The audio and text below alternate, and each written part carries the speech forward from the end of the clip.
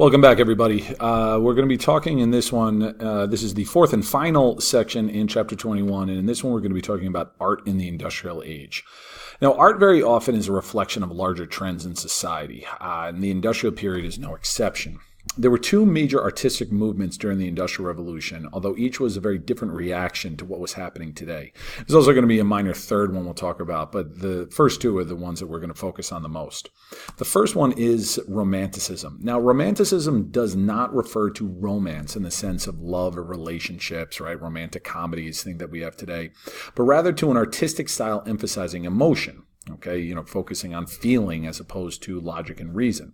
Going back to the Enlightenment, art had focused on realism, similar to the sculptures of Greece and Rome, about depicting the human body in a realistic fashion. Romanticism was a rebellion against logic and reason. It focused on emotion. It focused on feeling in literature, right? The painting that I just had on the previous slide, kind of a little bit of, that's where the term emo comes from, but of this kind of emotion of a guy, with the waves crashing around him and the mountains in the background. It's not, a logical painting in the sense of saying where your brain takes you. It's more of where your heart and your gut takes you from looking at this.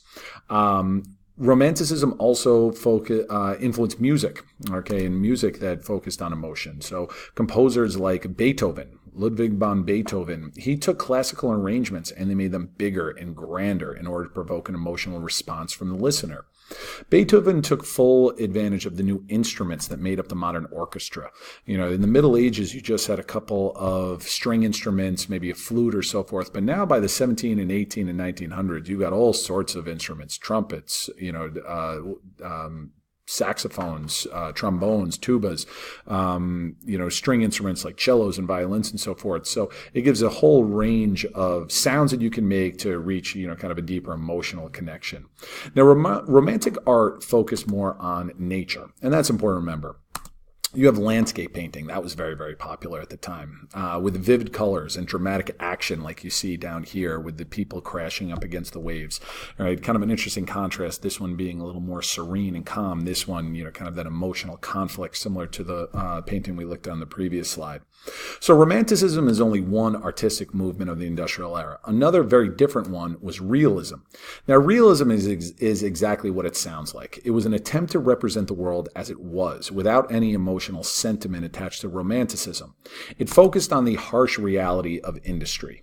What it was like to live in industrial slums in the cities, what it was like to be a part of the industrial working class, right? It was meant to shine a light on this so that people outside of the working class could really understand what it was like.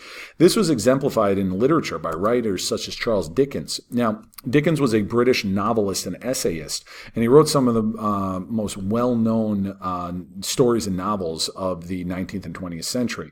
Some of his books, like Oliver Twist, right, they tell the story of growing up in working-class urban slums. Even his fantasy stories, like A Christmas Carol, they are critiques of the greed that industrial society brings, and this is exemplified through Ebenezer Scrooge, and his treatment of the people working for him before he has this epiphany on Christmas and so forth.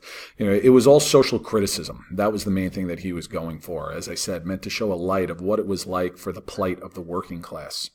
Now, realist art, it focused on ordinary subjects, such as the working class men and women. The French realist Gustave Courbet, he once said, I quote, cannot paint an angel because I've never seen one. Realist artists, they painted what they knew and what they saw on a daily basis. Move me out of the way. All right, this is one of Courbet's paintings. Men breaking stones. It's a very, very simple one. It's a basic one, but this kind of monotonous backbreaking labor, that's what the working class had to endure. And that was more important than any kind of big flashy scenery that you saw with Romanticism. Overall, it's important to remember that realism, it rejected the imagination of Romanticism. And it focused more on what life was really like.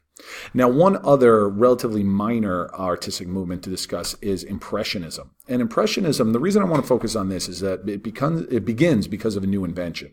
It was a reaction to photography. Photographs started to become more common by the late 1800s. This is generally regarded as the first photograph. Now, photographs took a long time to take. You can see how, they're changing shadows in this, kind of some blurry images.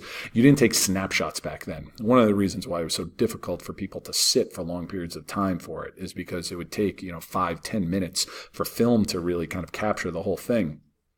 But if they were successful, it could capture the world the way that it really was. And there was no way that a photographer could artistically change the person or object being photographed. And because of this, artists began turning away from realism. They said, why compete with this? This is actual reality. Why should we compete with trying to paint reality when we're actually seeing reality now? And because they figured they couldn't compete with this led to Impressionism. And Impressionism was about the first fleeting image that you see. Right, you look at these pictures, it focused less on detail. You don't see a lot of detail. You see broad brush strokes, kind of, not very precise lines and so forth. It was more on the initial impression an image makes. So a little bit more similar to the Romanticism, but also, very much a turn away from the realism that was inspired by the working class, but also even, the Enlightenment as well. All right, so that is a very brief overview. This is a short video, but that's okay. Not a lot that we had to go over. But that also wraps things up with chapter 21 and the later part of the Industrial Revolution.